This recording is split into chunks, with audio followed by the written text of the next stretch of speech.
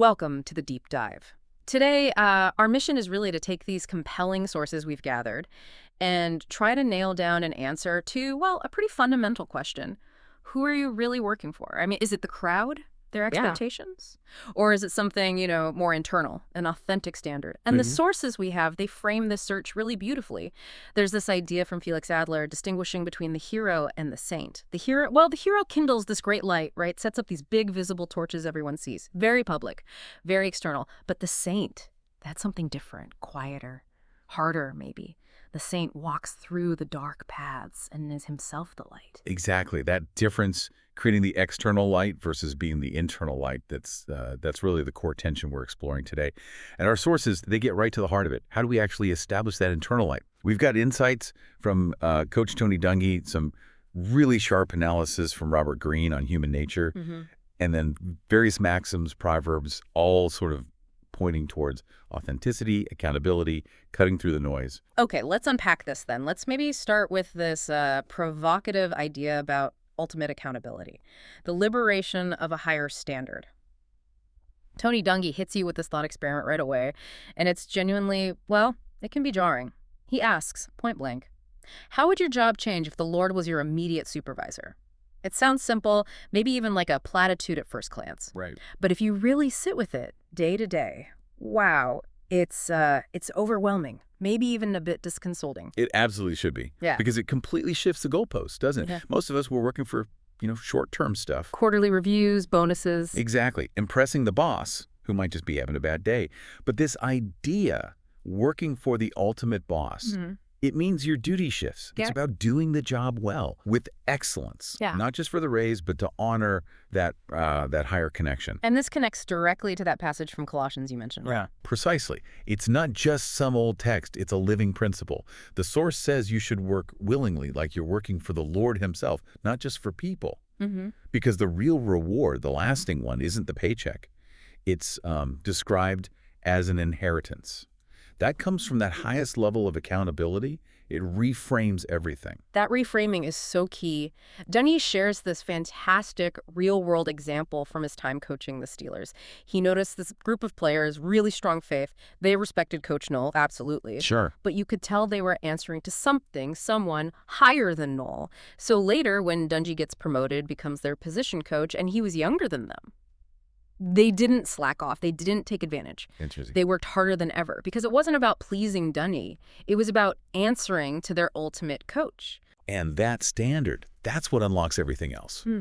Dungy points out, when people operate from that place, their real potential, it isn't just reached, it's discovered, it's sharpened. Think about how much potential stays hidden because we limit ourselves based on what we think our human boss wants. Right, those self-imposed ceilings. Exactly. When you work for the ultimate boss, those ceilings just dissolve. And the positive ripple effects must be huge. Absolutely massive. Your purpose becomes clearer. You start looking for ways to benefit others, not just climb the ladder yourself. Right. And your platform, your chance to influence people, it naturally expands. Because that kind of positive, motivated outlook, it's contagious. People are drawn to it. So the main takeaway here for you, the listener, it isn't really theological, it's practical. If we accept this idea that higher guidance is already there, then the conclusion is simple, profound even, Yeah. and totally relevant every single day. Every day is boss's day. Okay, so if that higher standard is so liberating, so focusing, why is it so darn hard to actually maintain that focus? What's pulling us back down? We know the ultimate boss is the ideal, but, well, there's another boss we often end up serving, isn't there? The crowd. The crowd, exactly. That's the perfect transition because Nice. the counterpressure is exactly what Robert Greene calls the law of conformity. He talks about this downward pull of the group. He says the moment we step into any group, especially work, we tend to slip back into these more primitive ways of thinking. We get insecure. It's amazing how fast it happens. We become social chameleons almost instantly, start tweaking how we talk, what we express, Yeah. just to fit in with what we think the group wants, trying to ease that anxiety of, being the odd one out. And that anxiety is conformity's biggest weapon. Greene points out we unconsciously start imitating others, not just how they look, but their emotions too. We adopt the group's outrage, their worries. Yeah, and their sense of hierarchy. He highlights this obsession with status as really critical, primal even. We're constantly worrying, am I getting enough respect? Do people see me? Wait, hold on. Is Green actually saying that this whole game of jockeying for status, it actually makes us less intelligent? In a group context, yes. That's his argument. Yeah. The status obsession, he calls it the primate part of our nature, like chimpanzees, focusing on dominance, not truth. And think about it. If all your mental energy is going into tracking who's up, who's down, who respects you. There's nothing left for real thinking. Precisely. Yeah. No bandwidth left for genuine independent thought. Wow. That's a really powerful challenge for anyone listening, especially now with social media, constant feedback loops. Green really forces you to ask, is that anxiety I feel, that outrage, is it genuinely mine for my own convictions? Or am I just echoing the group I'm performing for, whether it's online or in the office? And resisting that pull, he says, requires creating mental space, detaching, allowing for independent thought, which leads us straight into how we use our energy. Right. If the group is setting our focus, dialing up our anxiety, then it's also dictating what tools we spend time sharpening. We look at that classic witty line from Dorothy Parker. First thing I do in the morning is brush my teeth and sharpen my tongue. Oh, yeah. Are we sharpening our tongues just for status? To be the cleverest? To win those little arguments and climb that petty ladder? And that very impulse, sharpening the tongue for status games, leads directly to what that Spanish proverb nails. El sabeloto entiende lo nada. The know-it-all understands nothing. Group conformity doesn't reward nuance, does it? It rewards people who get really good at defending the party line. The orthodoxy. And in doing that, they actually dull their own ability to truly understand things because they're too busy performing knowledge. Exactly. The goal shifts. It's not about seeking truth anymore. It's about seeking approval. Which is just a colossal waste of energy, a waste of resources. So that brings us to the weapon we need against all this inessential stuff, constantly asking ourselves, does this actually matter? Is this essential? Essentialism. It's the natural antidote to group conformity, isn't it? The group demands energy for status games, for fitting in. Essentialism says, cut that out. Eliminate the non-essential. Free up your resources for what truly matters. The deep work your authentic self, guided by that ultimate boss, needs to do. But that takes real strength, the sources say. Tremendous strength, but maybe not the kind we usually think of. How so? Why is admitting weakness strength here? Because the real strength isn't pretending you're immune. It's having the courage to admit you are vulnerable. Vulnerable to the group's pull, to the status game. Once you can admit, yeah, I drift towards that, then you're free. Free to stop worrying so much about what others think and start asking the real questions. What's true? What's right? What's essential for me? Okay. And that's why Paulo Coelho's advice about closing doors is so vital here. He says, you close doors not because you're arrogant or proud. But because they just don't lead anywhere. Exactly. The door to the status competition. Close it. The door to the easy argument just to score points. Close it. Performing for the crowd. Close that door too. They lead you away from the essential path. Okay, let's talk about the specific reward the crowd dangles to keep those doors propped open. You called it the seduction of easy money. We see that quote from Hulk Hogan. Money comes fast and easy. And, well, often it does come fast and easy when you're willing to compromise, when you conform.